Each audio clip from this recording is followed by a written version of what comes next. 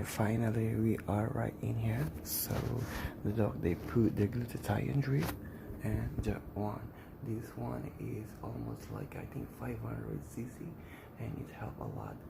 So I think inside our body, because like the electrolytes,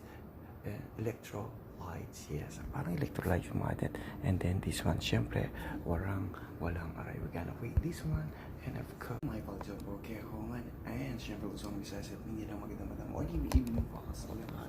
Welcome, we are in here at the Hunter Clinic for yes, glutathione drip journey. Kumusta na ka po? We always inspired, never expired. The glutathione drip is hindi lang siya pang antioxidant, and of course the benefit inside our body, especially ang kaniyang mga benefit for our internal organs like kidney or the liver, at saka yung kanyang electrolytes like the dextrose.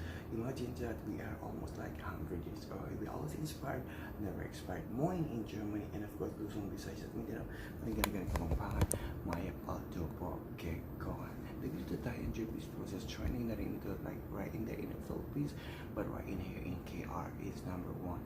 They have some vitamins para sa kanila mo, para sa mga whitening capsule right in there in the Philippines too. Hindi na yung papahuli, lalo na yung mga sikat na mga cosmetic product, at saka yung mga beauty doctors, beauty products, at saka yung mga clinic right in there in the Philippines. So samahan mo ako for today sa ating journey. For today is once again Lawrence, and follow mo ako at saka I follow you back lagi para update ka sa ating video right in here about the life of being RW in overseas. So samahan mo ako sa ating journey. Welcome to the Hunter Clinic. It's not expired, never expired. This one is like 15 minutes, like a 15 minutes procedure, and right now I feel my body like relaxing.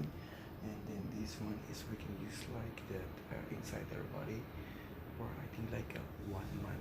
Remember, we're always inspired, never expired. The glutathione drip right in here in KR, hindi lang siya mga antioxidant, and it have a lot sa ating mga internal organ, especially pag nagkakaedad na tayo, because we are 100 years. So sa ating journey, once again, yes, just leave a comment, and para ma-shoutout kita kung taga saan ka man. Once again, Lawrence, and take my glutathione journey right in here in KR.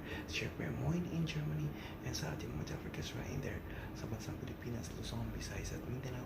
Magandang morning, evening po sa inyo lahat. My glutathione drip right in here in KR. Good morning, good afternoon, Lawrence, and bonjour,